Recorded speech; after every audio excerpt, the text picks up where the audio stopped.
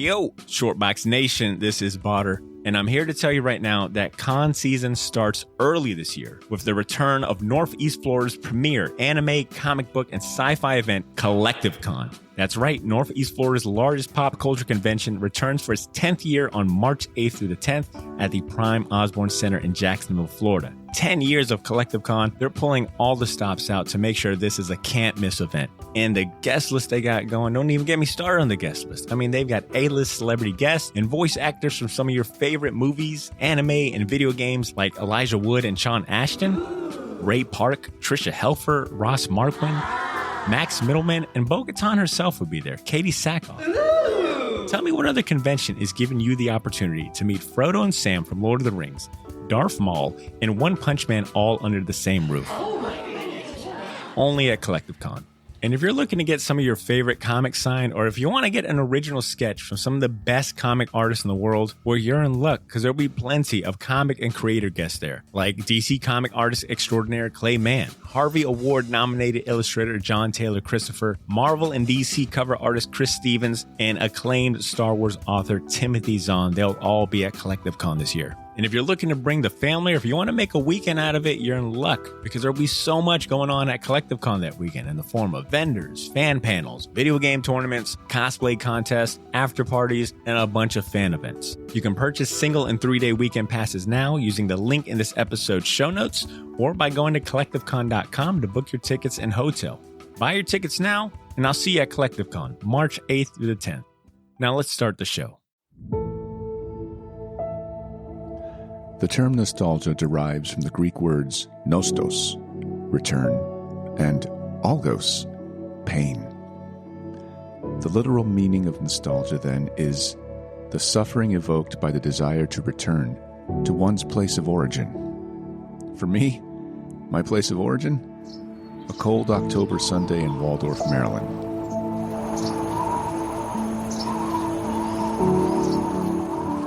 My dad is not turning the thermostat too high to save money, thus freezing out the rest of the family. I'm holding my copy of Bill Watterson's Yukon Ho, and I'm laughing out loud by myself. The cool thing about Watterson's work is that I don't long for a friend who isn't there. I can pick up that book in my office now, and just like that, I'm back there. No pain, no love lost.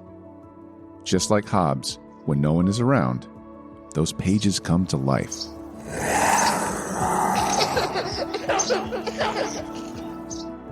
Watterson lives, and his work waits for me every time. My reservoir of joy will never run out, thanks to him. It's a magical world, Hobbes, old buddy. Let's go exploring. Shortbox Nation, we proudly present the artist spotlight of Mr. Bill Watterson.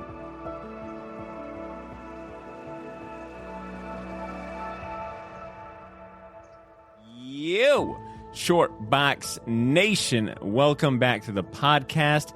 How are you doing today? To all of our new friends joining us for the first time, my name is Botter, here at your service to welcome you to the Shortbox Podcast, the comic review and talk show where you hear the best conversations about comic books and the pop culture they inspire. This is episode 379, and if that excellent intro didn't clue you in enough, today is all about us taking a nostalgic step back into the scholastic book fair era of our lives and revisiting the adventures of comics' terrific tandem of Calvin and Hobbes, as well as paying our respects to the genius behind their creation. He's been called the Bigfoot of comics, but we like to call him Mr. Bill Watterson. Who says that? There's actually a quote. I'll have to find it, but another comic cartoonist had called him the Bigfoot. That was a good Stan Lee intro you did. That was nice. I like the alliteration. Now, you'll learn why he's been called the Bigfoot of comics later on. But let's welcome the panel that's coming along for this trip down memory lane. Here in the studio with me is the exceptional Edmund Danzart. Oh, what's up, Ed? How you what's doing? Up? Yeah, I'm always trying to build you up, Ed. Finding all these $10 words. What exceptional is a $10 word? All right, it's got more than 5 letters. You're overpaying for right, whatever Ed, you're using. Come on, all right, man. I'm looking out for you. All right, all right. And calling in from Daddy Daycare is the man responsible for the intro you heard at the top of the show. Shortbox Nation. I'm gonna give him a round of applause because it's been a minute. We got Cesar Cordero here with us. What up, C? For those that know, I was in a ska band called Hamster Huey and the Gooey Kablooey. And if that doesn't prove my Calvin and Hobbes cred, you guys can get fucked. That's good. I'm going to try to top that, all right? And she may not be here in person, but God damn it, is she here in spirit with us, all right? This next shout out is for, our sister in podcast arms, our good friend, co-host extraordinaire, Ashley Laney Hoy. I want to go ahead and give her and her family a round of applause for the arrival of their precious boy, Shiloh Reese Hoy. Super excited Covering about from the noodle incident. that was a good time. Another deep cut? No? That was a good time. So Ashley was having her baby at the same hospital that Sarah works at, and Sarah was able to kind of peek in. And funny story is that after Sarah had her C-section, like she wasn't able to move, and they kind of advise you kind of like, hey, just don't really get up. Like, you don't have to. In fact, you shouldn't. So Sarah goes to knock on the door to visit Ashley and Josh, and Ashley answers the door. She's like walking around. She's like, hey, what's up? And Sarah's like, what are you doing? You should be lying down. She's like, I feel fine. I'm like, oh my God. So Ashley already being an irresponsible mom from the jump. Oh, Congratulations. Man. We wouldn't expect anything. She don't better, think man. the rules apply to her. That's her problem. Nah. We're excited for you, Ashley, and we're dedicating this one to you and your baby boy, all right? And while we're on acknowledgments, let's go ahead and talk about our incredible sponsors, Collective Con and Gotham City Limit. One is North Florida's premier pop culture event, and the other one is North Florida's premier comic shop. Both are the best at what they do, and they play a large part in helping us keep the lights on, alongside the contributions of our incredible Patreon community. And speaking of Patreon, ham-fistedly speaking of Patreon, we owe them a round of applause because this I thought you were going to say we owe them money. That money's spent, Jack. The show has gotten so bad that we owe the patrons money. No refunds, Jack. Wait, only at the short box would we owe our patrons fucking money. That money's spent, son. Hilarious. Every month. Yo, I promise we'll get better. We never promise anything. We are in the negative, all right?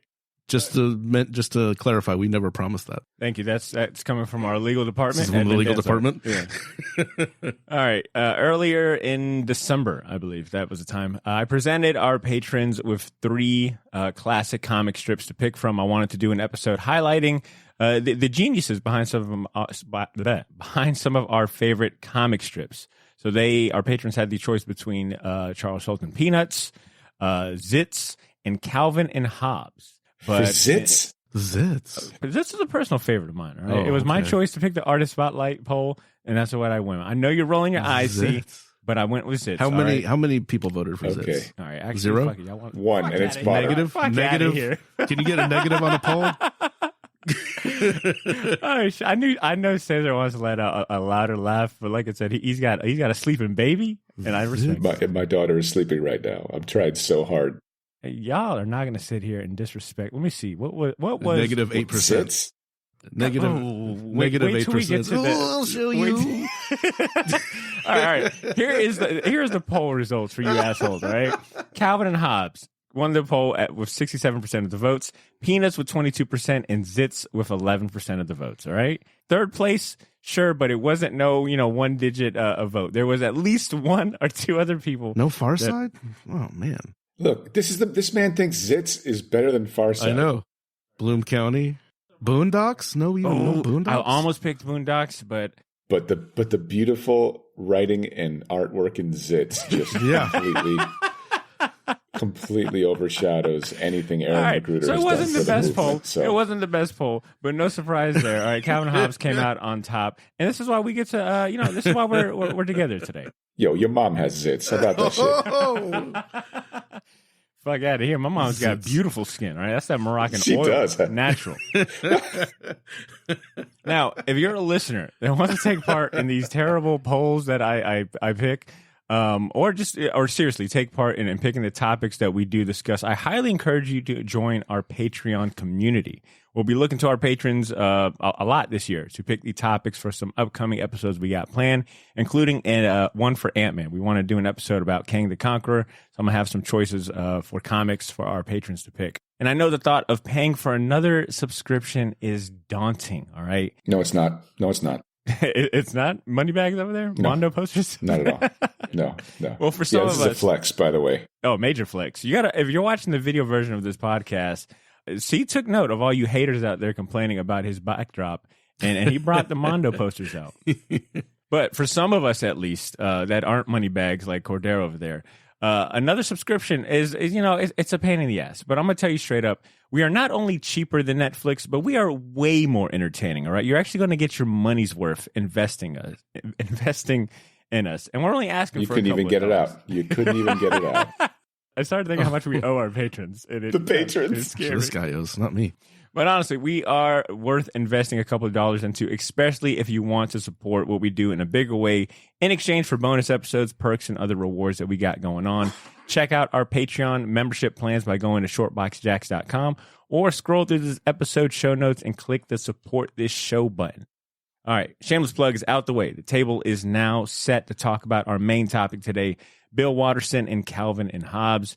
Gents, I remember checking out every single Calvin and Hobbes book that my middle school library had to offer back in the day.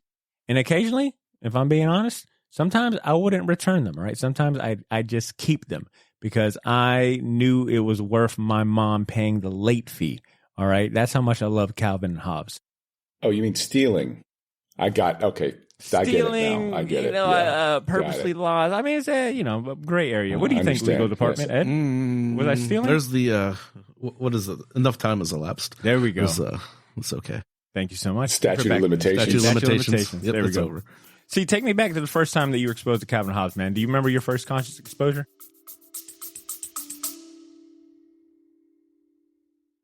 Yo, this is Botter. Sorry for interrupting this episode, but I'll keep it brief. I wanted to let you know about a massive sale we have going on over at the Shortbox store on all of our merchandise and apparel. That's theshortboxstore.bigcartel.com. You can now save 20% off your entire order using the discount code YOO, Y-O-O. So if you've been waiting for the right time to finally buy that gauntlet snapback, or if you ever wanted to buy any of the shirts you see me wear on the podcast, well, now's your chance to get them for a steal. We still have a few sizes left of everything, but they won't last long, and once they're gone, they are gone. And then I mentioned that all of our apparel is screen printed on high quality material. None of that heat transfer or direct to garment stuff. Our shirts are some of the most comfortable ones you'll ever wear, and the hats look even better in person. So wear your support for the Shortbox Nation proudly, knowing that you're going to look damn good doing it. Get to theshortboxstore.bigcartel.com as soon as you can, and don't forget to use that discount code YOO, Y-O-O, to save 20% off your entire order. All of this information can be found in this episode's show notes if you want to get there faster. Thanks for not pressing fast forward. Now back to the show.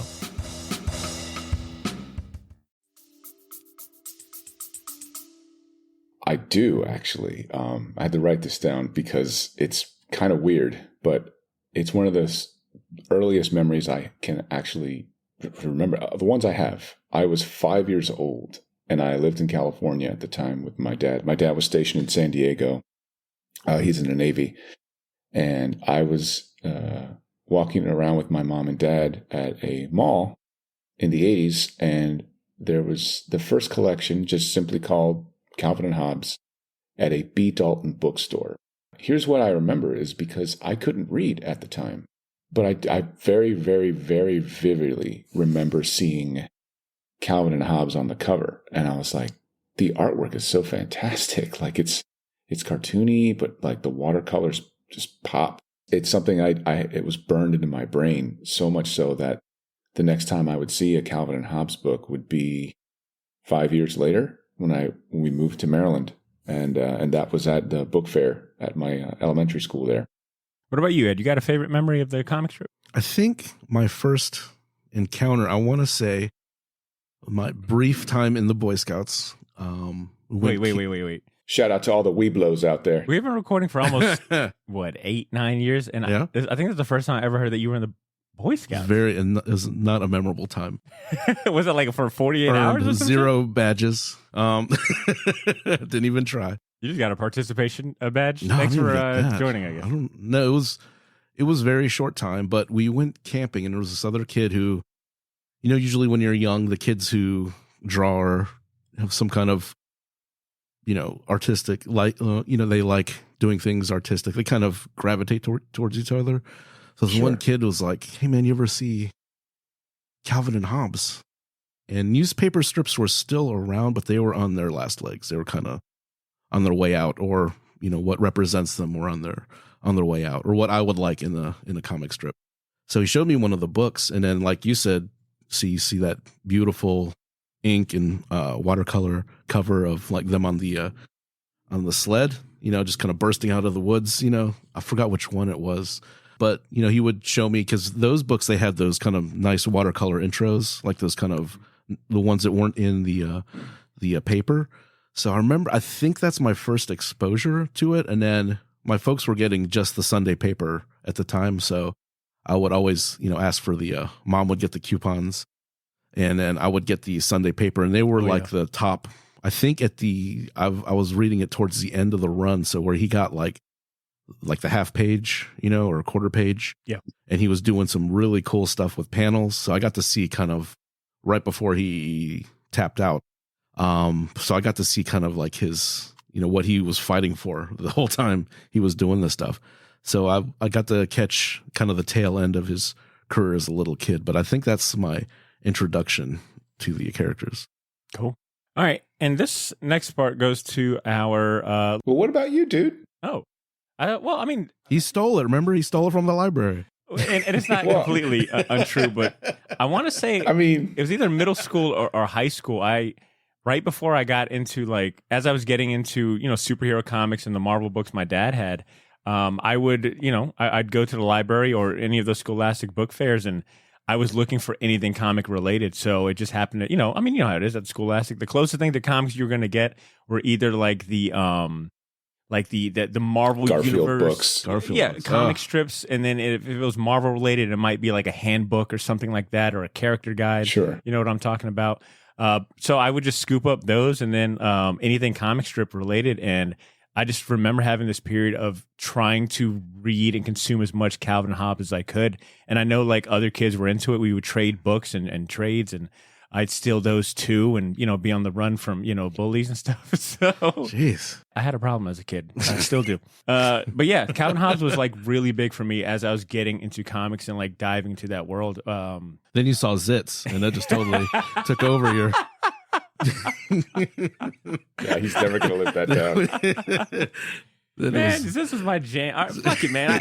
I am proud to say this is my jam, and you guys will soon learn that you're Bill the Watterson, only one. Yes. And Bill Watterson also was a fan. So fuck you guys. I don't think I read that anywhere. A memory that I cherish from my younger days. My grandpa on my dad's side, who he lived in Jersey for his whole life, but during the last couple years, maybe 3-4 years of his life, he moved down to stay with us. This is after his wife, my dad's mom, passed away. So he was really the only one of two only grandparents I really got to know. I only got to know my grandma on my dad's side, for my dad's mom, for only a couple years, and then she passed away. So I really got to spend time with my grandpa. He lived with us, and because of him, my dad bought a Florida Times Union subscription, because my grandpa just loved to read the paper. And he'd get it daily and Sunday, and that was something that we bonded over. I'd come in the garage, he'd be sneaking a pack of cigarettes, knowing damn well he wasn't allowed to smoke, but how it is. And he would give me the Sunday paper to keep quiet, don't let your dad see this. So yeah, I used to just consume comic strips, man. And Calvin Hobbes, wasn't syndicated then, obviously. It ended in 95. So I was catching up on trades and anything the library or Scholastic book fairs had. But it had a big impact, and that's a big reason why I wanted to do an episode highlighting comic strips and, the work that these creators put into, because it was something that me and C were talking about is we've highlighted plenty of times on this show the trials and tribulations and the amount of work that goes into creating a monthly, comic book, But when you think about, comic strips and that whole business model and the syndication behind those, that is an extraordinary, feat of labor that goes into creating these comic strips on a daily basis. You think about the writing. Yeah, that's your full-time job. Mm-hmm. You are, Bill Watterson talks about having to scour and excavate any minute of his life for a possible idea for a story. and how it was just so taxing. But the payoff for him was that he was able to say he was a legitimate artist. Like he's like, I'm taking this serious, and I'm not just a joke machine for, insert publication. And it wasn't like a lot of strips, especially, I guess now it's almost like cut and paste, and it's just serves the punchline. The images are secondary. This is off to a good start. And before we go in any deeper, I want to take a quick step back, and I want to offer a hyper-condensed crash course into the very rich career of Bill Watterson. We won't get into the nitty-gritty. There's Wikipedia for that, and there's a really good documentary from 2013 that's on YouTube. It's called Dear Mr. Watterson, and that's a good starting point as well. What I'm going to share is really just to level the playing field for anyone listening that isn't really familiar with Bill Watterson's overarching life and in the high points.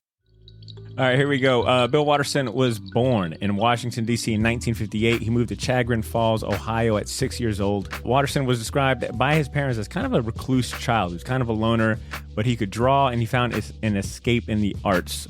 So no surprise there, but he was also a fan of comic strips of the time, like the Peanuts. I think Pogo was one, and the Crazy Cat. Walt Kelly's Pogo, yeah. Throughout high school and well into college, where Watterson would major in political science, he was feeding that creative fire by drawing comics and superheroes with his friends and contributing cartoons and strips to his school newspapers. He was pretty confident and dead set early on being a professional cartoonist one day. After college and very early on in his career, Bill Watterson would befriend one of his biggest inspirations, Jim Borgman, who was a political cartoonist for the Cincinnati Enquirer, but also the creator of one of my favorite comic strips, proudly, the Zits. Bill Watterson, big fan, wanted to be just like Jim Borgman, so much so that he kind of mimicked Jim Borgman's career pretty faithfully early on. Watterson would land his first professional gig as a cartoonist for the Cincinnati Post, which was a competing paper to Jim Borgman's Cincinnati Enquirer. But Bill Watterson would not enjoy the same longevity as Borgman because he was fired pretty early on in his contract.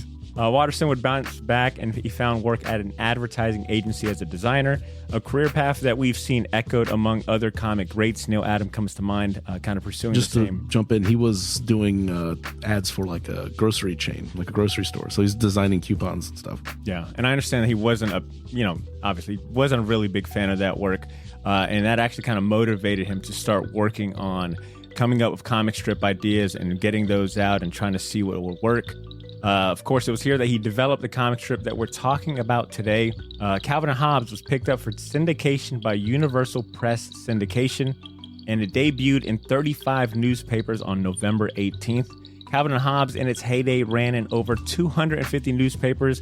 It was translated across the world for a global audience for a very consistent and very successful 10 years, from 1985 to 1995. But despite immense acclaim and winning a shit ton of awards, for lack of better terms, this guy has so many Eisner and Harvey Awards to his names and collected editions.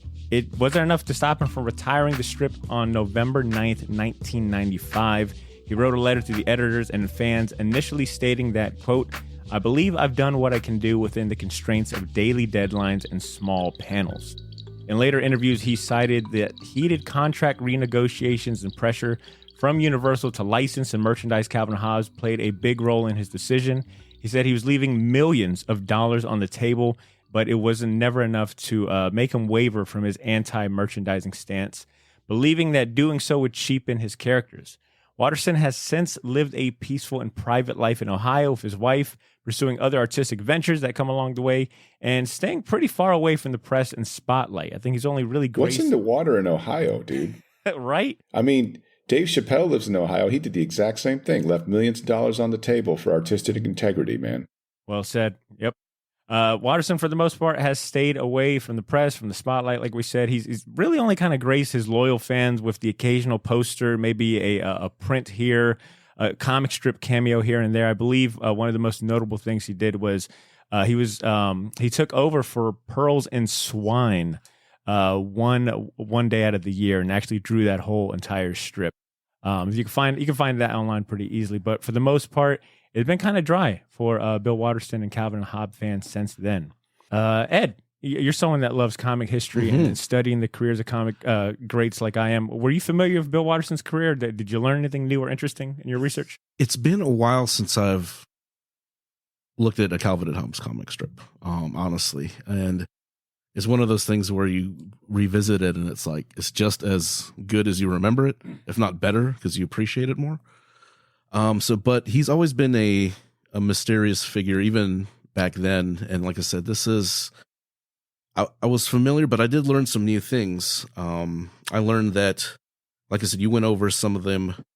But like I said, I know that there was a chance for him to get signed by United, but they wanted him to use a character called Robot Man.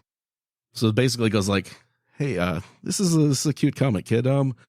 Let's instead of that tiger, Robot Man. There's this guy over in England, Peter Shelley. He's like a music label executive, pop singer, songwriter type of guy. I'm telling you, kid, we're doing the full Garfield treatment here. We're doing buttons, we're doing underwear, we're doing calendars, we're doing toys. And this was early. This was before he got signed to Universal. So that could have been an instant in right there. Money's on the table, and he turned it down.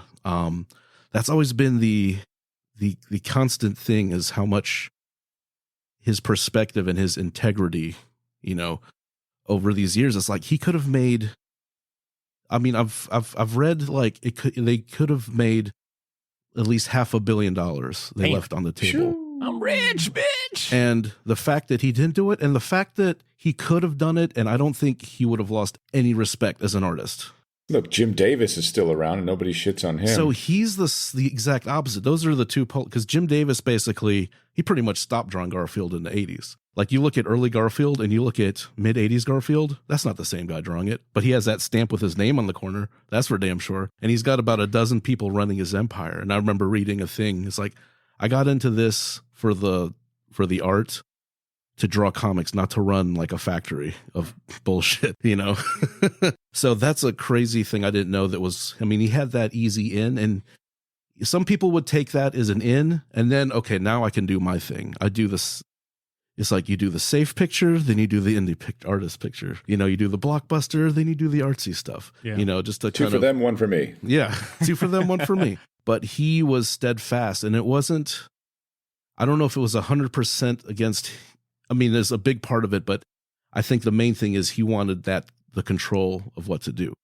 Like I said, I know he was approached to do like animation. That's something I learned too, but it was one of those deals where it's like a developmental deal, but it's like, here's $1,000, we get first right refusal. So that's not going to pay the bills for too long. Another thing I learned too is like he did get his rights when he re-signed in 91. So he was able to get the rights to his characters back. So that's why we still haven't seen any dolls or official merchandise for Calvin and Hobbes. And he kind of went to New Mexico to even be more secluded. I'm sure part of that is like his love for George Harriman's Crazy Cat and his kind of desert. If you look at those Crazy Cat cartoons, you see those ink lines and stuff. You can see, okay, I see where a lot of this is coming from. So he's got references to it in his own work. So I can picture him like, if you've seen Kill Bill, like Bill's brother's in the desert in a trailer. He's just at the drawing board in the middle of nowhere in the desert, just drawing. Is that where he ended up retiring? Is in New Mexico? I think he went back to Ohio. Okay, got it. I don't think you can stay to New Mexico. Got it. How long can you live there, honestly? For real. Stupid. I think we should also say if you are someone that has seen or owns the infamous sticker that you'll see in the back of a lot of trucks of Calvin pissing on whatever it may be, right? You can Photoshop whatever underneath the piss. That is lame. A bootleg, ladies and gentlemen. All right, that is not official Calvin and Hobbes merch. Yeah, and he kind of laughs about it now, but he said it was too much to try to, he can't hunt it all sue down. Everybody. Yeah, he can't hunt everyone down, so he just kind of let it go. And then along with those Pearl Before Swine, where he did the guest panels, there was also Berkeley Breathed, who was a friend of his. Yeah. There was like, and I haven't read his stuff in a while, but in 2016 to 2021, Hobbes as the doll would just pop up in random in strips. Not Berkeley's art, but like how Watterson would draw them. So it could be either What I think happened, and I could see him doing this, is he sent him a blank Bristol board. He had it all paneled out, and he would draw Hobbes in whatever panel, and then he would just write around it. So that's kind of cool. He had that little Easter egg in his comic strips for that long. Good stuff. Thank you, Ed. I'm going to add one little tidbit to everything you shared, which I think you and Sue might really fuck with this. Bill had a brother named Tom Watterson who in the early 90s had a pop rock band called the Rels. And Bill actually did the artwork for all of the band's releases using a pseudonym Fang Vampire. And if you can find a couple of those cover art. I knew Bill Watterson was a goth dude. If you read Calvin and Hobbes, yeah. Yeah, it's some depressing stuff. You can find some of those album covers and projects that he did on Google pretty easily. But it looks nothing like his art in Calvin Hobbes. If anything, it looks like either the prototype or his best take on Bill Sienkiewicz's style, which I think they were doing, around this time. Bill Sienkiewicz was doing New Mutants. It is super trippy. Yeah, I could see Hobbes. Sienkiewicz and like Ralph Steadman kind of stuff in there too. See, there's only a few episodes where you would threaten my livelihood if I record without you, and this one I think was one of those for sure. It was cool to talk to you leading up to this week, getting excited for the episode, and I'll be honest, I didn't know that you had that many copies of Calvin and Hobbes, and basically had what it sounds like the entire kind of collected, trades and whatnot. What strips or like material did you specifically read for this episode, and what was like a standout? For the record, I did not threaten your livelihood. I would never do that. I would never take another man's money. I threatened your manhood. Okay. Oh, okay. I said I would. That's right. Said I would chop off your wee-wee Johnson if you did not. Yes, cut off your Johnson, Lebowski. It's hard for me because I'm constantly reading and rereading his stuff. And as far as I'll go on the record as far as this episode is concerned. Calvin and Hobbes is my favorite comic, just because it inspired and influenced me so much. So when you ask me a question like, "Hey, what strips?" it's like, oh man, how do I pick? 10th anniversary is a good place to start if you're a fan and you want to know his thoughts, what the inside of Bill Watterson's head looks like. And as a result, there's a strip in there where Calvin and Hobbes find a baby raccoon that's been injured, and Calvin goes to get his mom to see if she can do anything, nurse it back to health, and do something.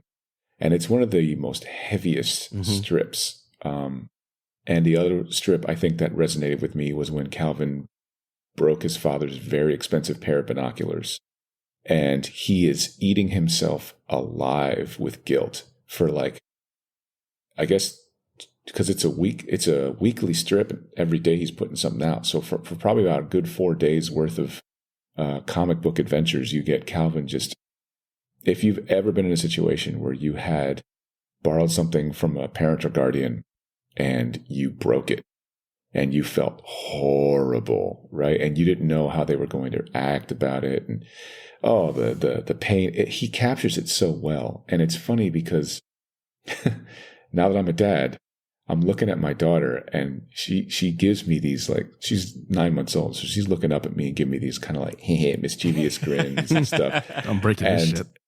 And the way she looks is just kind of like, oh man, I'm going to enjoy these comics on another level because Calvin's parents are good. They're good people. 10th Anniversary is a good book. It's just all around.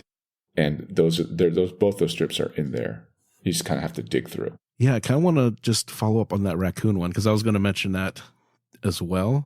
That one is so like heavy, like you said, but there's like the follow-up strip was like after the main strip where he's like, it's like, man, it's so unfair that, I just met this guy and he died, but in a weird way, I'm happy this happened. So he's learning empathy.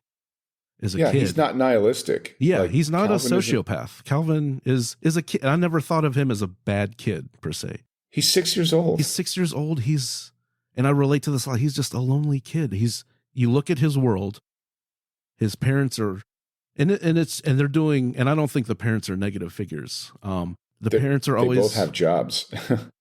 Like the teacher's always browbeating him. He's bullied at school. Susie can only stand him for a few minutes. and his buddy is Hobbes. This is a lonely fucking kid, but he's also a 6-year-old. So he has this enlightened thought of, I'm glad this happened, even though it's so sad. And then the 6-year-old in the final panel is like, what a stupid world. Yeah. He says, or what a dumb world or something. No, it's stupid. Yeah, okay. He says, I wish he wasn't dead, even though he is, and I'm sad, and it hurts that he's gone. I'm happy to have met him, and I didn't even know he existed until a couple days ago. And like Ed said, then like the last panel is him walking away with Hobbes saying, what a stupid world. And there's the 6-year-old. There's a whole page, a whole extra days or 4 more panels where Hobbes and Calvin are in bed and they're talking about the nature of death. And they're like, man, like, that's crazy. Like how this all happened. And like, what does it all mean? And then like the last panel is them under their bed because they scared themselves into sort of a weird existential dread. And they're like, why are we talking about this at night? At the sake of sounding a little meta right now, hearing us how recognizable these stories are and us kind of throwing off, like these, hey, that strip about the raccoon, hey, the strip about that. It almost sounds like we're talking about our favorite like song or something like that, right? Like our favorite movie. And I think that's a commonality when I talk to other people about Calvin and Hobbes is everyone knows the classics and then everyone's got their favorite, B-side or strip that maybe, most others don't like. And I think that's just a testament to one, I think the longevity of Bill Watterson's career, even though like compared to maybe some other folks, you're like, there's 10 years is short and maybe the bigger picture of things. But when you drill down to how many 10 years, 365 days in a year, like he was writing a strip almost every day. And he had no assistants. A lot of those guys had a team, right? Working on one-man shop. Yeah, just like Charlie Brown. Charles Schultz. Sorry. Wow, that's weird. But yeah, he's basically Charles Schultz, even though he kind of had this big kind of commercial empire, he was drawing those strips till the end. You could see with the line and kind of how it was a shakier line towards the end of the Peanuts run. I mean, he was going to the very end, and he, even at that point in his life, he worked by himself. Yeah. I wanted to chime in and say that for this one, I went ahead and dusted off Attack of the Deranged Mutant Killer Monsters Snow Goons trade paperback or collected edition. One because the name is so wild and funny. Snow Goon is a great fucking phrase. That's what I call all my snowmen. Right? I don't make snowmen. I make snow goons. The one where it's like looked like a car hit them, and or like a group of snow. Oh my god, it's so funny. It's not the title story that was my favorite in this collection, but it was one in particular where Calvin and his neighbor Susie are playing doctor and patient. Oh, that's a great one. The art style is flipped. Actually, let me see. It's like Mary Worth or something, like a adventure comic or it's like a romance comic from the 60s. Yeah, so it's like a baby. I don't want a baby. So if you don't read it to the very end, you're like, where the hell is this coming from? Like awesome. The art style has changed. Like, who are these adults? Who's this doctor? When you read the dialogue, it is so funny. 2 adults in a doctor's office setting, doing a routine visit, but the dialogue and words coming out of their mouth is like, oh, this is obviously just 2 children fucking even fun the at first each other. Like throwaway jokes, like I brought something home today. He's like, I hope it's a divorce or something like that. That's when they're playing house. Yeah. He's like, Mr. Bunt can be our baby. He's like this. So Botter, I think what you're tapping on here is that typically in Calvin and Hobbes, you have a child and his stuffed tiger speaking like adults. Here, the comedy comes from adults treating each other like immature children, and it's chef's kiss good. It's a prime example of how Bill Watterson's comedy works on so many levels. Like there's the joke at the surface, there's a middle layer, and then there's a deeper one if you want to go that deep.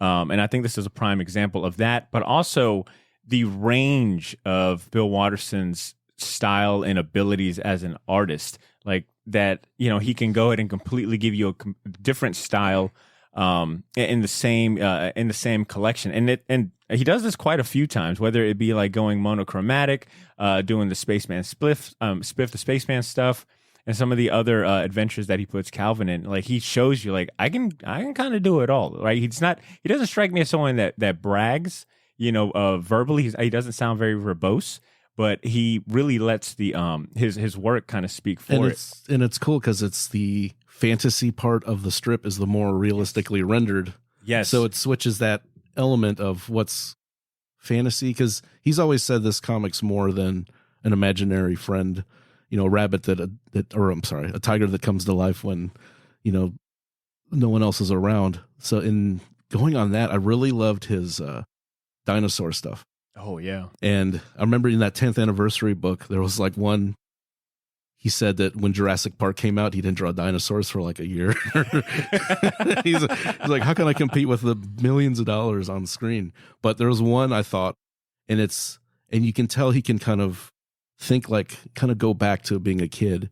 There's a couple, it relates. One, it was the Tyrannosaurus Rexes in the F-14s or F-16s. Classic. They're flying. And then there's the one where he's flying and then blows up his skull with a jet, and he got so much heat for that.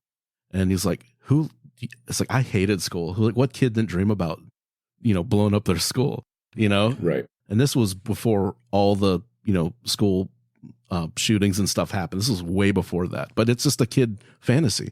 At this age of finding Calvin and Hobbes, I think Bart Simpson was also another character that I looked at as a kid, like, oh, I wanted to be Bart Simpson, but I was not going to get an ass whooping for all the shit he's done, right? Like, I was not going to risk that.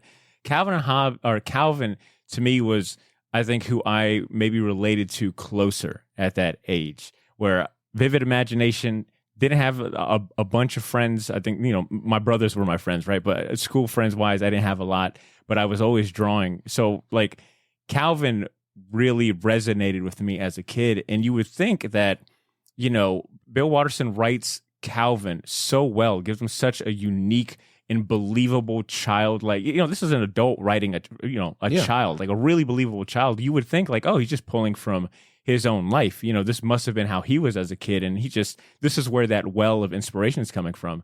But then, like I said in the beginning, his parents are telling you, no, he was actually a recluse. He wasn't, very social at all. Quiet kid. So even for Bill Watterson, it must have been, I wonder if it was therapeutic to write, like what he wanted to be as a kid, what he wished he would have been able to do. If you have the 10th anniversary, he talks about it. He says that he loves the character of Calvin because he's so not like him. Yeah.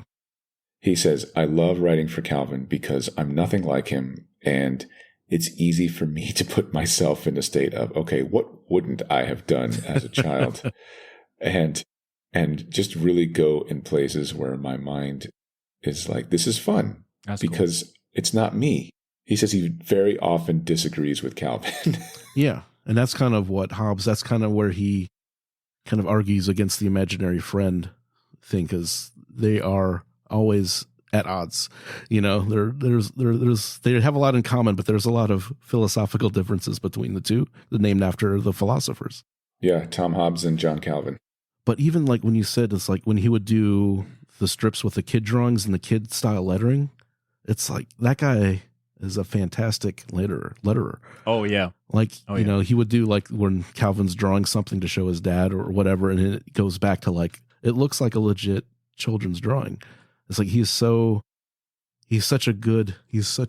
technically precise in his work. I think I would be able to pick out that typeface for Calvin and Hobbes and the font he uses from anywhere. You could just have it lined up in a bunch of other types, and I could probably pull that out. I wanted to make one more mention as far as one of my favorite comic strips.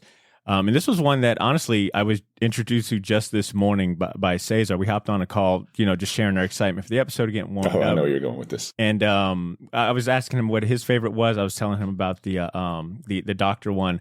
And C shared with me one I hadn't seen. It was one, I don't think it had an official name, but it starts off, first there was nothing, then there was Calvin. And it's basically Calvin imagining himself as God, creating a universe. That's a good one. See what I'm saying is like, I don't even have to, there is no names or titles for these. Yeah, he's got the beard. These are that's the a best great hits, right? Like Calvin and Hobbes has got, so anyways, that strip is so good. Like, And once again, art style completely throws you off in the beginning. You're like, oh shit, okay, this is one of those stories where the imagination, this is that perspective. In the last two panels, or I don't even think the last two, I think the last panel brings it home and you realize, oh, it's Calvin playing with these new toys of his, and he's playing God or whatnot. So there's an example of what you're talking about. Like, what syndicated newspaper comic strip artist was basically saying, okay, here are the influences I'm going to pull in for this particular episode. I'm going to use Michelangelo's, version of God visually. I'm going to comedically kind of spoof the idea of maybe some of these religions that portray God in a bloodthirsty way might be saying something about the childish nature of that kind of a God.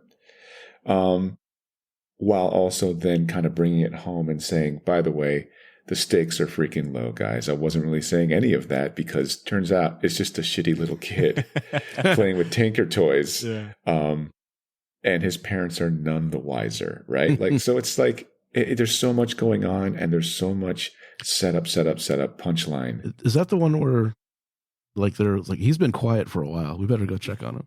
It's literally only one panel and the parents are proud. Like, it's like, Calvin's really been, really taken with these Tinker toys. Like, he hasn't said much. Like, it's kind of like, yes, he's acting like a crazy God, this evil deity. It is imagination squared, captured on paper. Like, once again, going back to like how multi-layered it is, these characters are products of Watterson's imaginations. So you've already got that, but then he's portraying the imaginations of said imagined characters that he came up with, right? Like it is so multi-layered. And like I said, you could take it at face value. It's a really well-drawn strip, very funny. You could go down deeper down the rabbit hole to where Cesar took it, and then there's that middle layer.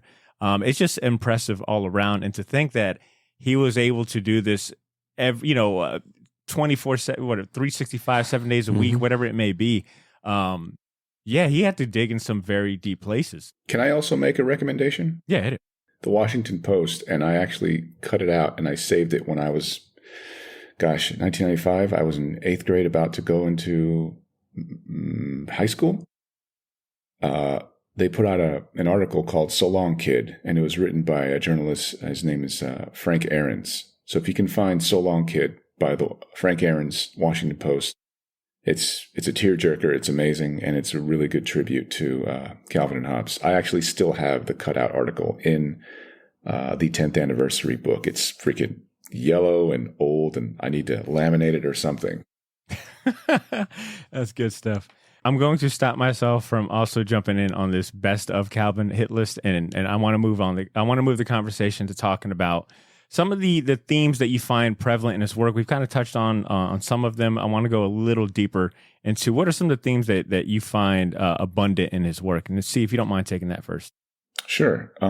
I don't know if his work is thematic so much as it is an autobiography written in parable. And if there is a theme to his work, I think it's never underestimate the reader's appetite for quality. That's what I would say the theme is. Oh, those little pause break. That pregnant pause was drop.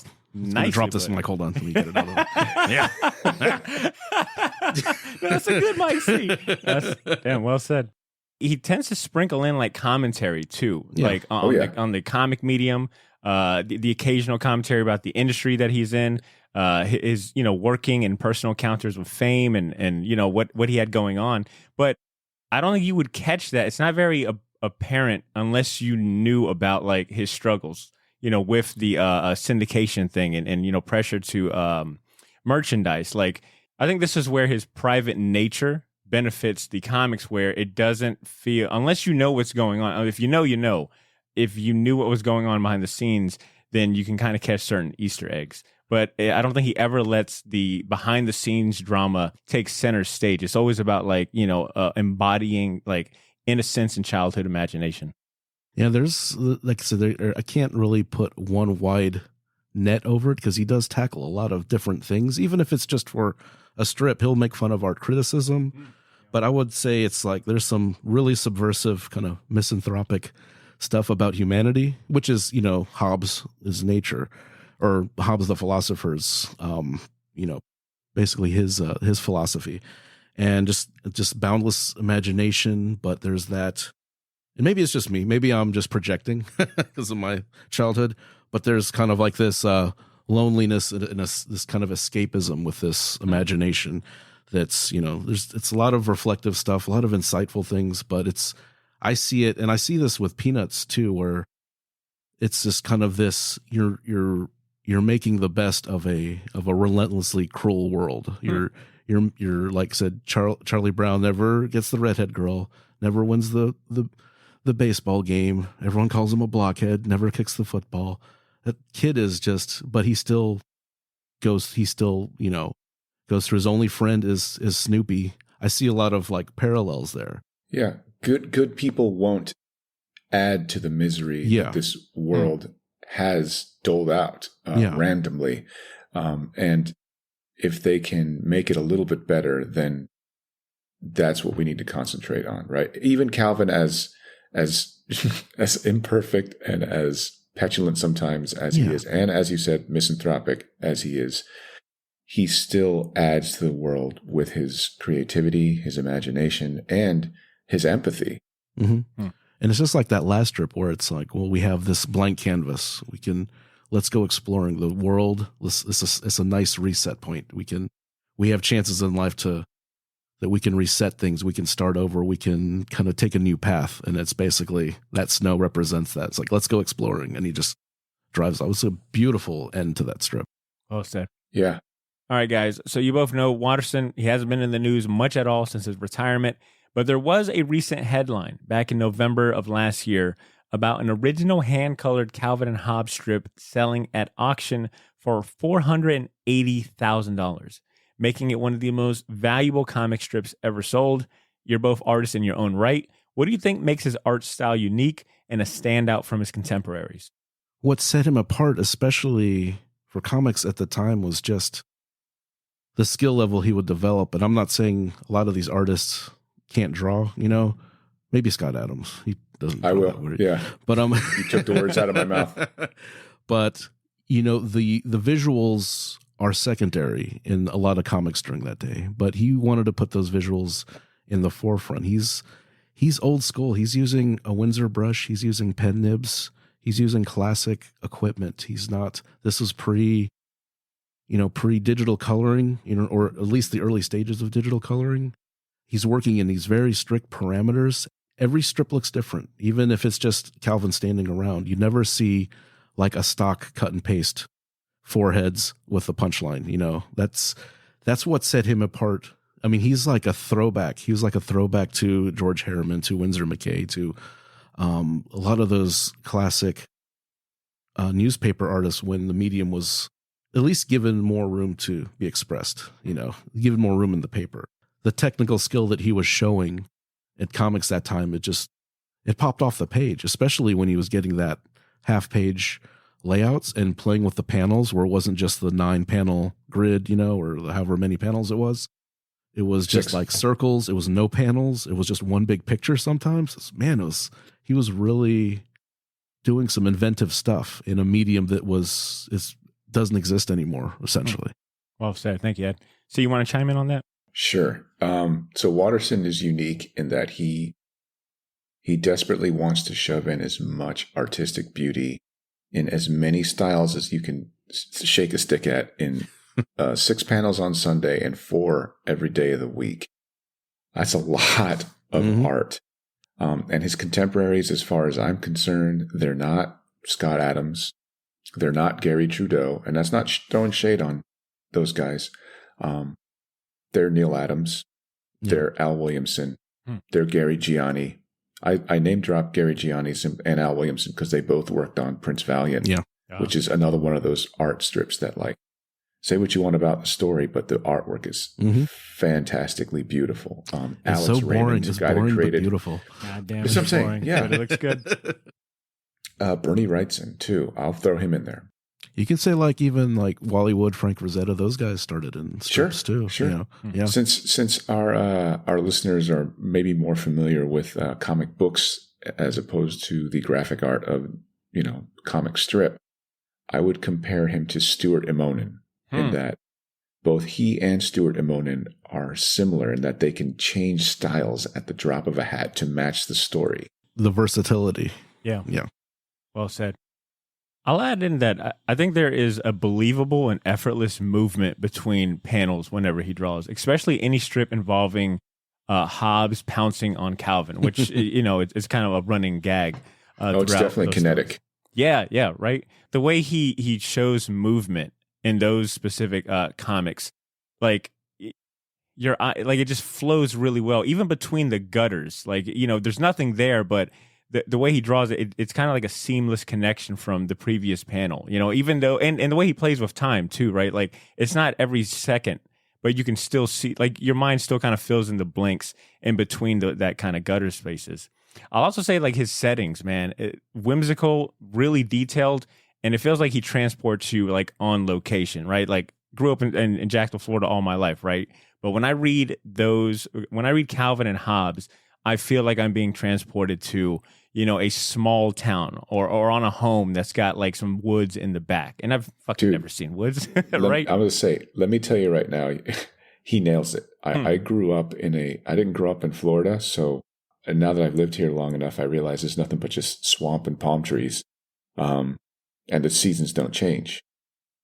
Up north, I was able to enjoy Calvin and Hobbes because I did build snowmen. I did go out sledding. I've had a cold in the wintertime, and it sucks. And all the stuff that they're talking about, and like waiting for summer to come, and it's like, oh, I can't wait, because you're like, this winter's awesome for the first 2 months, and then you're like, oh, we got how many more months of this? And then you get the flu or whatever. But anyway, like, yes, Botter, he nails it. Yeah. And I'll go ahead and say it. I think he draws some of the best snow. John Romita Jr., I think, draws rain like really. He draws rain like it is like pouring, 40 days and 40 nights. Bill Watterson and snow is a match made in heaven. You feel like you could like grab snow from the comic itself and make a little snowball. And last but not least, I'll say Bill Watterson nails expressions. Like the range of faces that he can give Calvin are so impressive, and it feels like there's no limit to, what facial expression Calvin may have. And that is one thing that I think made it really stand out to me when I was really into comic strips and reading, the daily paper and the Sunday paper, was comic strips like Garfield and even Boondocks. Even though I loved Boondocks, I really enjoyed Garfield. It got a little stale because it was always the same facial expression. The character designs didn't really change a lot. Like you just knew what you were getting into. But with Calvin and Hobbes, right, like we had mentioned, he plays around with the style so much. And, the face is always like are really emotive. And I think that's what really sets it apart from some of his contemporaries. For sure. Like we've kind of mentioned, Bill Watterson is a very private person. You can count on two hands how many interviews he has granted the public in the span of his career. Like literally, you could count them all on like two hands very easily. And that list is even shorter if you're counting official artwork that he's put out to the public since the end of Calvin and Hobbes. Like he's very selective with his projects, if he takes any projects at that. Like the man is a recluse to the highest magnitude. I was curious to hear from both of you. Do you think Watterson's private nature and the lack of like merchandising and that stuff, has that had a positive or negative impact on the legacy of Calvin and Hobbes and potential discoverability for like future generations? If you ask me when I'm 10, I will tell you why can't I buy a Hobbes stuffed animal? But I'm 10 and I'm an idiot. If you ask me now, I think he did the best possible thing as an artist. He brought so much credibility to anybody that's ever wanted to do a newspaper style strip. Anyone that's ever wanted to do it and thought, well, the only way I can and hold on to my artistic integrity, I don't care about the money, is to sell out. And he was like, no, you don't have to do that. If you care about the art form, then care about the art form. He lives. He's never going to die. Calvin and Hobbes is his Bible. It's autobiographical. Like in 10 years, he's managed to basically lets you peek inside of how he thinks about things politically, philosophically, what his views are on the afterlife, what he thinks of his mom and dad. Does he believe in the power of love, imagination, loyalty, friendship, bureaucratic systems? I mean, he's institutions, favorite foods. He's got it all in there. Like it's really, really cool. And I think that his work is an exercise in parable. And I can have a good time anytime I pick up any one of those books and not worry about whether or not the integrity of his work was ever compromised. I can't speak for the future. You know, after he passes away, I don't know what's going to happen. And something evil and some draconian, machination might make it so where his stuff is available for the public to consume in a way that is not in line with his wishes.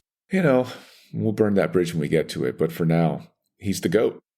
Well said. And I think when you think about what you just shared, I think it amplifies what Watterson himself shared in that last letter to the editors, which was, for lack of better terms, I've said everything I've had to say. Ed, what about you, man? What are your thoughts on lack of merchandising and impact on the legacy?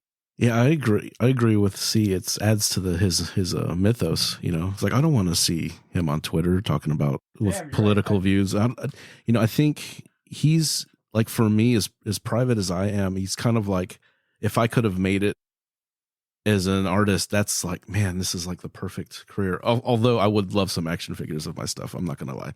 But it's like you said, he believed in the art form over like I remember reading something where it's like, it's not, if we can, merchandise, is like, why should we need to ask why we're doing this. And I don't think, because like I said, we even like growing up in the 80s and 90s, we're used to like, okay, we get the comic, we get some toys, we get the movie, we get but he wanted, and he could be a control freak. I don't know. I don't need to know the man personally. It's like, I kind of like that mystery about him. I don't want to know his, picadillos and his odd, things that make up everybody. Sometimes you just want some distance. And I think, and I'm glad he came up without Twitter and social media and stuff. Although I'm kind of curious to what he thinks about the Wild West we have now as far as doing comic strips, where he loves it. It's actually in the first 4 pages of the 10th anniversary. He talks about how not comic strips, comic books. Yeah. He says they're flourishing. Mm-hmm. This is 1995, so that means he's aware of what's going on. And at that point, Image had already come out. Mm-hmm. By that point, Marvel and DC were already well established. But even names. Like webtoons or even like daily strips that are just online specifically. Oh, like I'm sure he's jazzed about that. What he would say? He'd say, "Y'all ain't getting paid for it. It could not be me." Yeah, that's the thing too. That's what you give up because you have this publishing house, this syndication, where I think he made. He didn't need to get rich, but I think he's all right because of the book sales. They're New York Times bestsellers. They've been in reprints, millions of editions. Like I said, those nice hardcovers that came out 5 or 6 years ago. There's going to be another hardcover set that comes out, I'm sure. He's getting those checks still. So I'm not worried about him financially, but it's nice that he basically did something artistic completely on his terms, and that's rare. Nobody meddled with him, and even the merchandising things. I think if he signed off, like he wouldn't even have to like run a factory. And I don't think if he put out a limited edition statue or dolls or something, I don't think anyone would call him a sellout. It's like, It's once you get into like the kids' meals and, once you get into like underwear and like all kinds of crazy shit. And then we can have that talk, but he just stood firm and he could have cashed out and he could still cash out. He could come and say, yeah, I want to make a Hobbes doll official, put them in Targets, $20. Right. He could do that in a snap. He holds himself to such a rigorous standard, like the normal is here and his standard is here. And it's like, Bill, we just want you to meet us in the middle. And that's the thing with artists always say, we don't do it for the money, but we need money to pay shit. JEA don't accept, Will you take this trade for my exposure, electricity bill? Tony? So here's the cool thing about what you just said, Ed, is that Roger Corman has this really cool speech where he talks about film being a compromised art form, in the sense that if it's just one guy making a movie, which means he has the money to make it, to buy all the equipment, he's the only person doing all the work, shooting, editing, lighting, all that stuff. Yeah. Then that is the one singular piece of work that will not be compromised artistically, right? But that's not the way it works. It's you have to hire people, camera people, you have to hire all this stuff. So now, because it's a business, movies are a compromised art form. So it's kind of hard to criticize them because they're compromised, right? I still do, and I still try, and it makes me cry and it hurts my penis. Ouch. Let me see a doctor. There's no help for me. Anyone that knows me, there's no hope for me. But the cool thing about Bill Watterson is that he did it. Mm-hmm. He is the one-man show, and his work is not compromised in the least artistically. So it's like, even comic strips, by their nature, are a compromised medium, in the sense that, look, you can be a freaking Michelangelo all you want, but at the end of the day, these things are here to sell papers. Mm-hmm. And he worked within that world and fought and wrangled, and every day he took sabbaticals. It was just like, I need breaks, And I got to even hand it to the Syndicate. I mean, in that beginning where he had no clout, they could have made dolls. They technically own the rights to it. So, and I don't know if that's part because of the book sales were doing so well. I don't know all the behind the scenes, but the fact that they could have pushed that, they could have said, sorry, bro, I'm going to get someone else to draw this now, hit the bricks, Junior. So they withheld, they kept up their end of the bargain, which is rare as well. Surprising as hell, right? Yeah. I think Bill Watterson has left it in the hands of fans like us to pass it along to the next generation.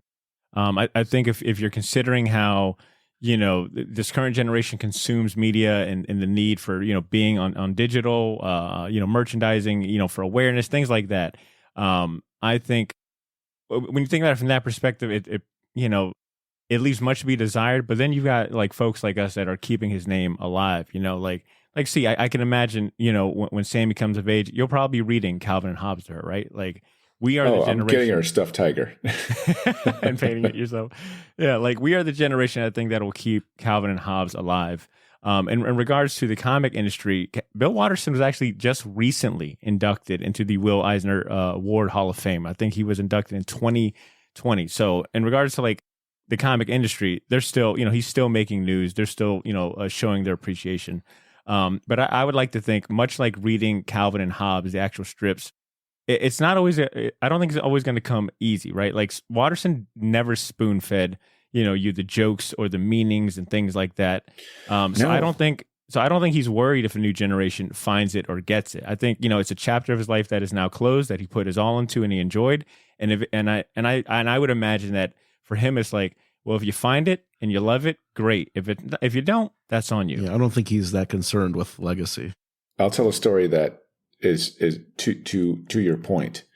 When he was in Ohio, he would very sneakily go into a bookstore and autograph his books, and then put them back in there for people to buy, and not tell anybody. You think he ever got caught? Hey, this asshole's writing in the books. Get him. He stopped doing it because people were selling them online. Yeah. And when he found out, he was like, okay, Jesus, I can't even have do nice this. Things. Yeah. Yeah. Damn, I've never met someone so allergic to capitalism than Bill Watterson. I love it. It's I try to fuck you guys. You'll never see me again. Ninja vanish. All right. With that said, the chances of Bill ever hearing this episode are definitely slim to none. He doesn't have a Twitter. I don't even think he's probably got a phone. No, Mr. Watterson, I'm so sorry if we've offended you. He's in the woods he's painting a lake somewhere. Exactly. I can't live my life knowing if I've made him mad or if he doesn't like me. I don't want to know. Nah, he's on that Bob Ross tip. He's like, it's all right, brother. You guys suck, and that's okay. Embrace it. I probably got to see the laugh. I got my cabin made out of gold. I got my 2,500 acres in Ohio. And not only that, but he doesn't strike me as the kind of guy that would indulge himself in praise. Anyways, but regardless, I think we did him and Calvin and Hobbes proud with this episode. I think we covered as much as we could for today's intent and purposes.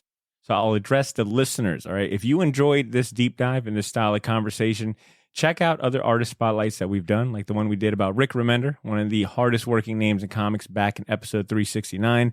And if you're a fan of Calvin and Hobbes, if you know something about Bill Watterson that we don't know, that you'd like to share with us, man, chime into the conversation. Shoot us an email, hit us up on Twitter and Instagram. Let me know if you want me to share it on the episode.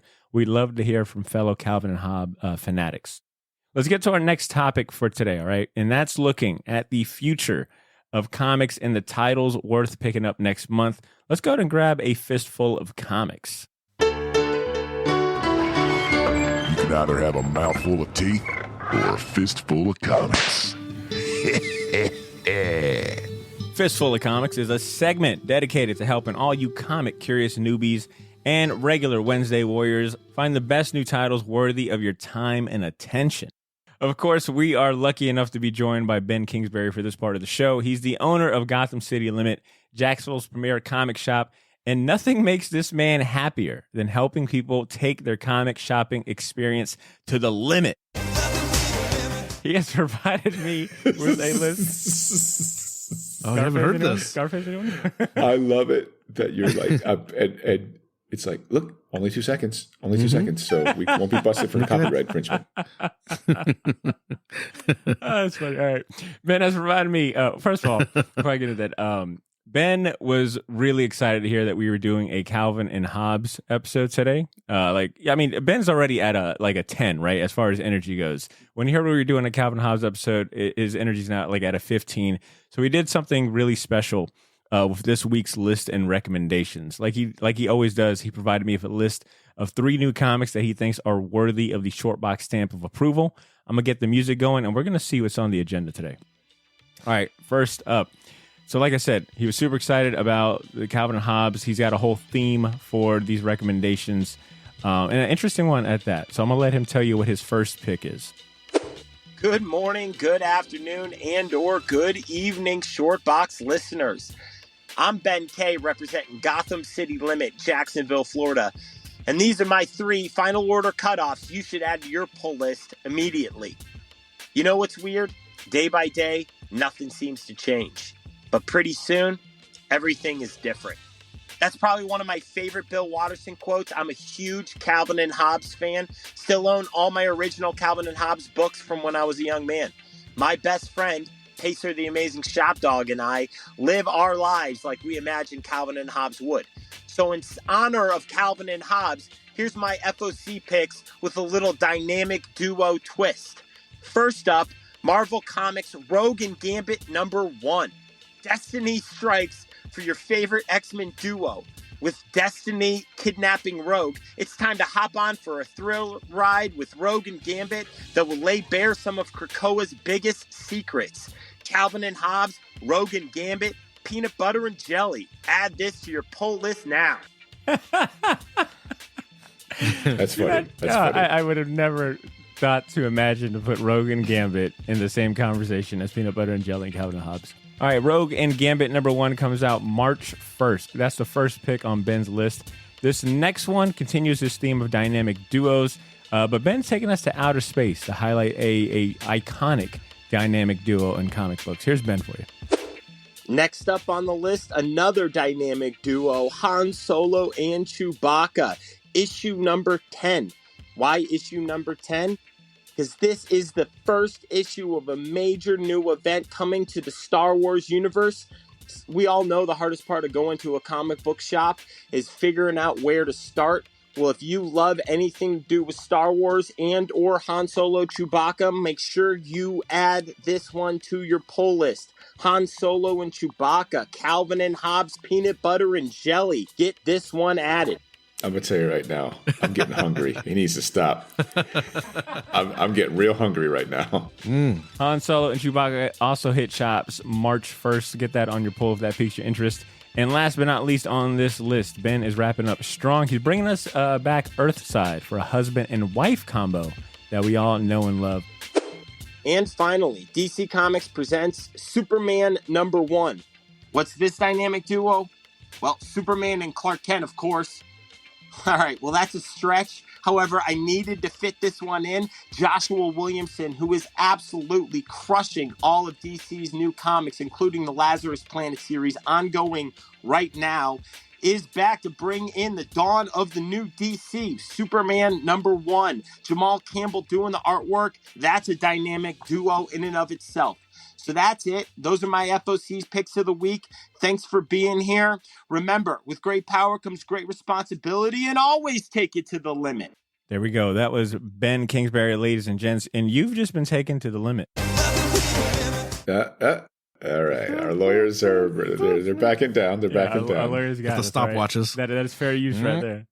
Ladies and gentlemen, how many of your local comic book shop owners have the personality and the sheer chutzpah to go on this podcast and basically say, hey, look, guys, I'm going to be on here talking about peanut butter and jelly just so you'll come into the store and have an experience, all right? Ben is willing to go out of his way to go crazy and be silly for the sake of you, the listener, to come out to Gotham City Limit and have an awesome experience at his store. Come on, you can't say no to this man. You guys got to go there. Get your butts over there, for God's sake. For Ben's sake. I feel like if you buy any of these titles, Rogue and Gambit #1, Han Solo, Chewbacca, or Superman #1, Ben should give you a free peanut butter and jelly sandwich. A free peanut butter and jelly sandwich. I think that'd be my gosh. A crustable at least. A crustable. That's a little safer. Easier to store. All right, gents, of the three options that Ben has given us, which one is worthy of making it on your pull list? Which one gets your stamp of approval? Go ahead, C. Man, I have been in a real Superman kick recently. Oh. So I'm going to hit Superman for sure. All right, cool. What about you, Ed? I think as much as she is way too good for this douchebag, I'm going to do Rogue and Gambit. Rogue murdered someone. What are you talking about? She's perfect for Gambit. Still too good.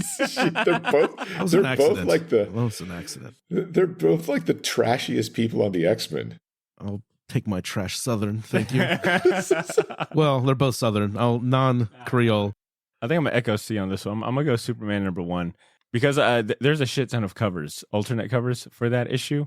And I'm here for it, man. DC has gotten my attention for a good bit now. The first non-Batman title in 6 months. Right. Shit. Right.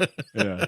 So I'll probably check out Superman #1. And all that, it comes out sooner than the rest. And you guys know I'm impatient as hell. So I'm going to check that out.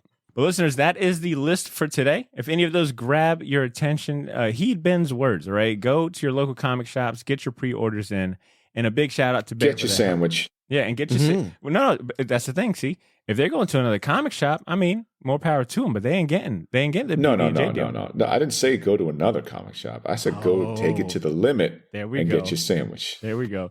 Big shout out to Ben for the help this week. And remember, even if you're unfortunate to not live in Jacksonville, you bums, you can still take it to the limit by shopping at GothamCityLimit.com for comics and exclusive variants you won't find anywhere else. Oh, wait, they can do it online?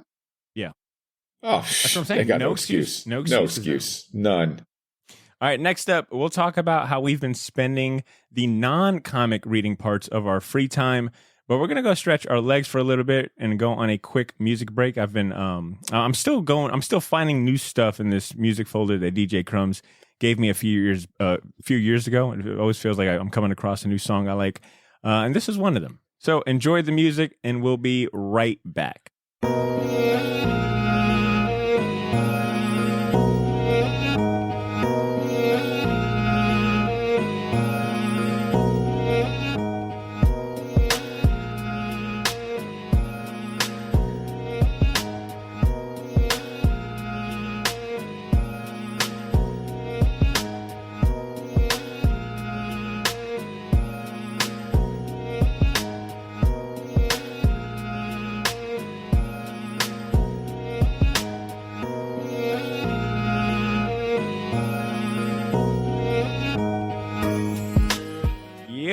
The music you just heard was by our good friend DJ Crumbs. Do me a favor, if you're on Instagram, give him a follow, all right? We got a link to his profile in the show notes. That's the least you could do. He's always giving us great music.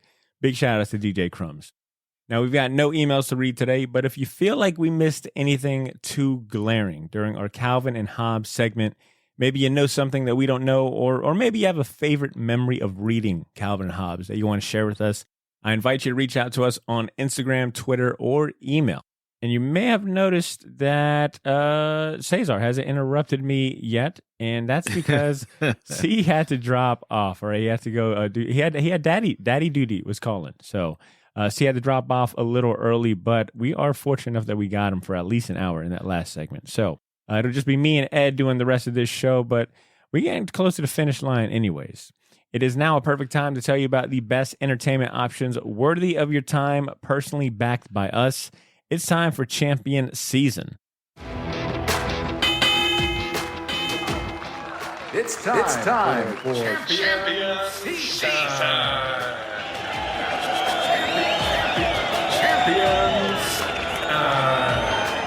Champion Season is a part of the show where we highlight the movies, TV series, books, video games, and other entertainment options that we've been spending our free time on.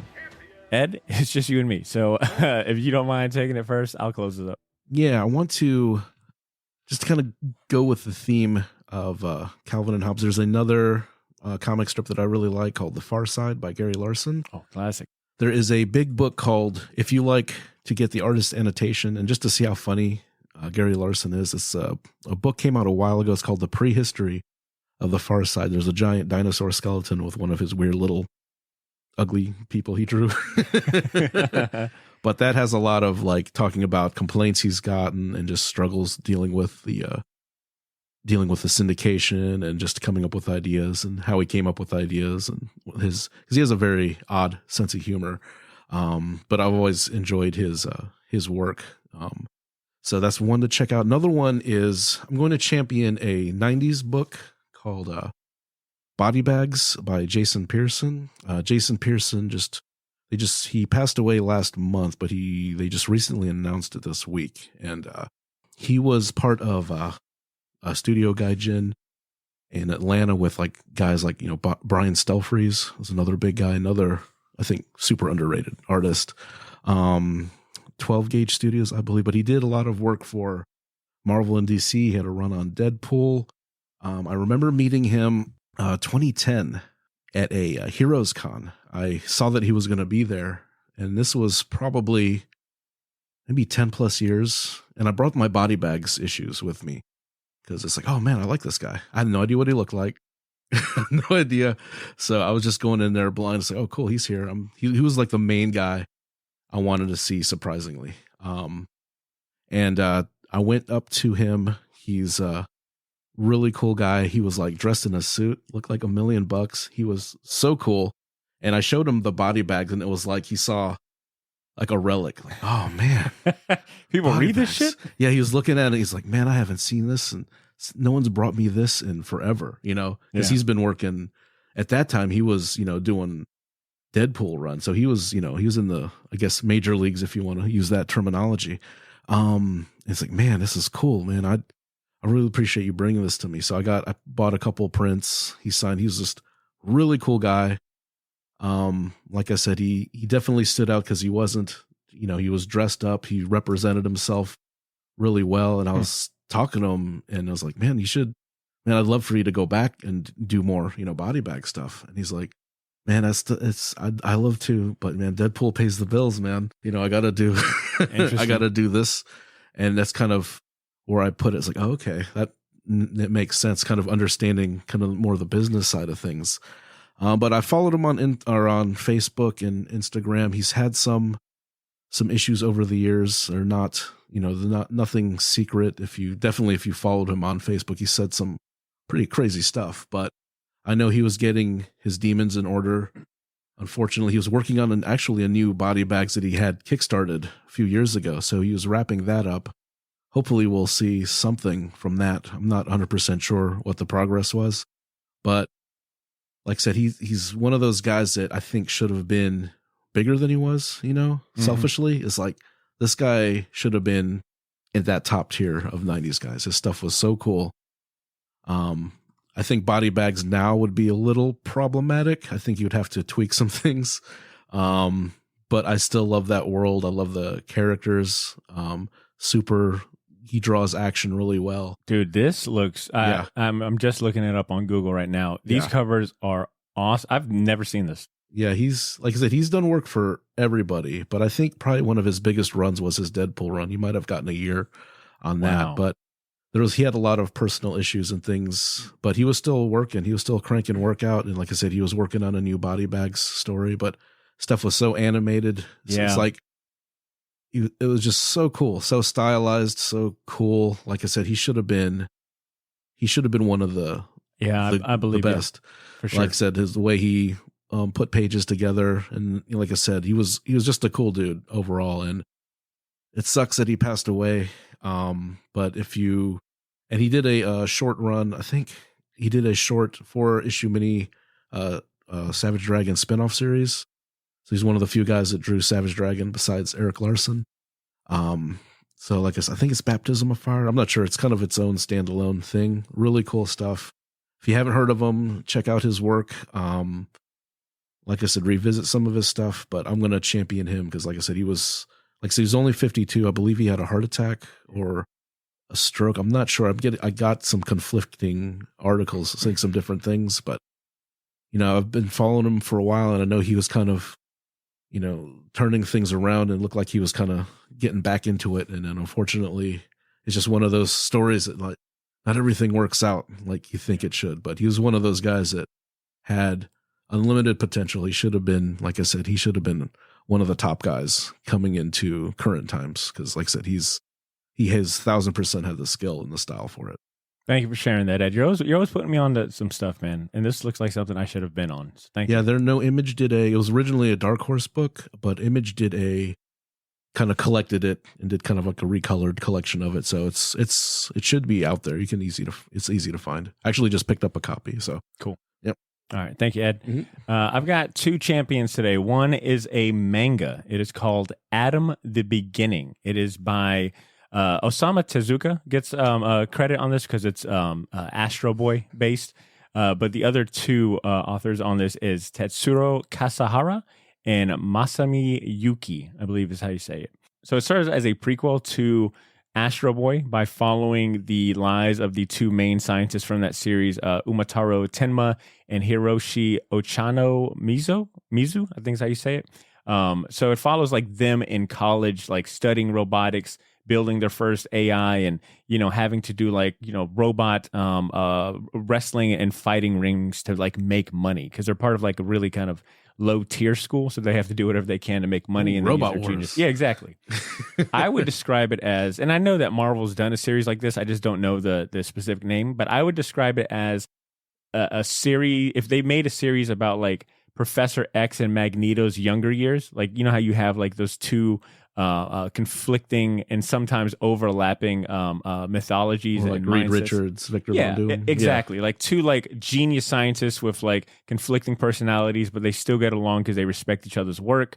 And it's like just telling this story of their origin and kind of split early on. There's a lot of action in this manga series. The style is artistically fresh. The storytelling is really interesting with it being a prequel and adding something new to something that is iconic, right? Like Astro Boy, the god of manga, Osamu Tezuka's work. It's definitely a big. I think it's a ballsy task to want to tell the prequel story to something like Astro Boy, but they managed to pay like proper homage to the source material. I'll show you how it should have been done, old man. This is how. This was all right, I guess, but here's what you should have done. No, it is like a big shadow. It is sure. So far, it's been really fun. Do you remember Metabots? Remember that cartoon show Metabots? We loved it cool. as a kid. So it's like if you enjoyed Metabots and you love stories about the morality of artificial intelligence or like Blade Runner and stuff like that, then Adam the Beginning is worthy of picking that up. It's only 2 volumes of the manga have been translated to English. There's a 3rd one coming out in February. But I've consumed both of the first 2 volumes. I love it. I highly recommend it if you're looking for something manga to read. And my second champion is the Invincible Season 2 trailer that we got this week. Ed, you had posted it on our Instagram, and I ended up watching it again for like the second or third time this morning before we recorded. And for those of you that might be scratching your head, maybe you missed it. It's really just a short vignette that really was kind of like a meta commentary of Invincible and Alan the Alien sharing a hamburger. Well, Alan the Alien is eating a hamburger, and Invincible is really just kind of like watching him. But they kind of just have a conversation. It's a meta commentary addressing like the release date, providing an update why it's taken so long. Late 2023. Yeah, right. Super meta, but it's a funny interaction between Mark and Alan, and Seth Rogen, is in prime form. And what I got out of it was, look, motherfuckers, it takes a lot to make an animated series.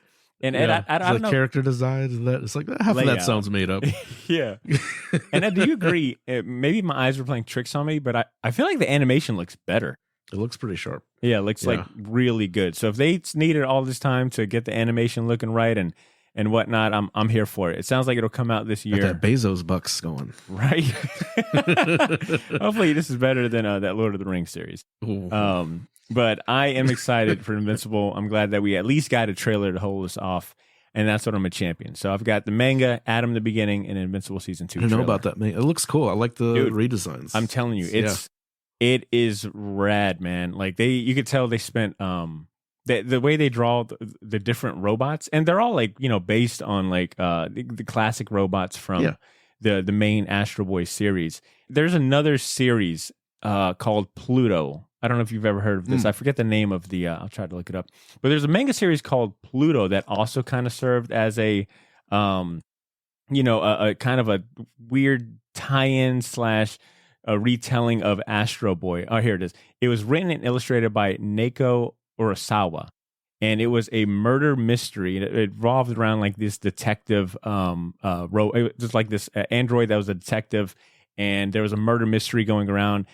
Someone was killing all of the original robots, and all the original robots were like Astro Boy characters.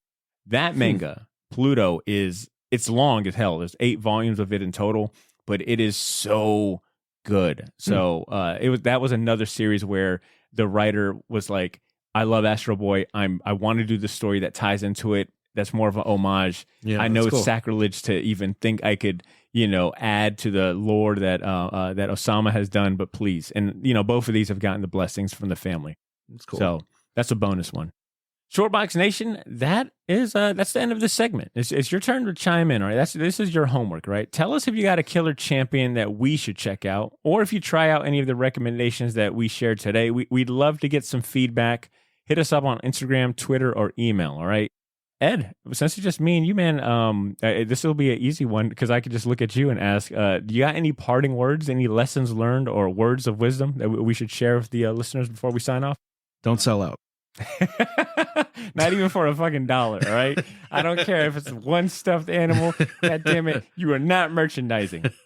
I like this quote that Bill Watterson says, and I think it's kind of encapsulates, his whole leaving Calvin and Hobbes and maybe his ethos. But it's, quote, "It's always better to leave the party early."